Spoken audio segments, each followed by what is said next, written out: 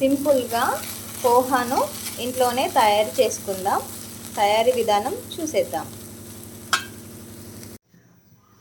ఎంతో సింపుల్గా మార్నింగ్ టిఫిన్స్కి పోహా అటుకులు తయారీ విధానం చూద్దాం. దానికి కావలసిన పదార్థాలు: ఆవాలు, జీలకర్ర, పల్లీలు, పచ్చిమిర్చి, కరివేపాకు, కొత్తిమీర, వెల్లుల్లి, అలాగే 2 నిమిషాలు వాటర్లో నానబెట్టి తీసిన పోహా అటుకులు. వాటర్లో ఉంచకూడదు, ఇలా తీసి పక్కన పెట్టుకోవాలి. ఒక గిన్నెలో నూనె వేసుకొని అందులో మనం తీసుకున్న ఐటమ్స్ అన్నీ వేసుకోవాలి. ముందుగా పల్లీలు వేసుకోవాలి, అవి వేగాలి కదా.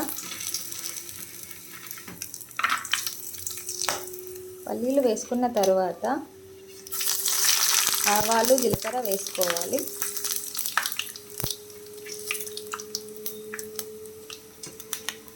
అవి కొంచెం వేగిన తర్వాత మనం వేసుకున్న వెల్లుల్లి,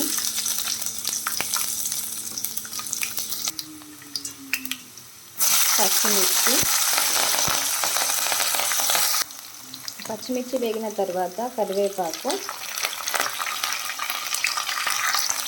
ఇందులోనే కొద్దిగా పసుపు,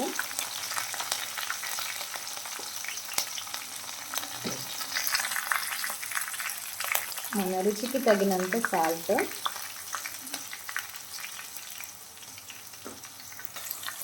వేసుకొని కలుపుకోవాలి.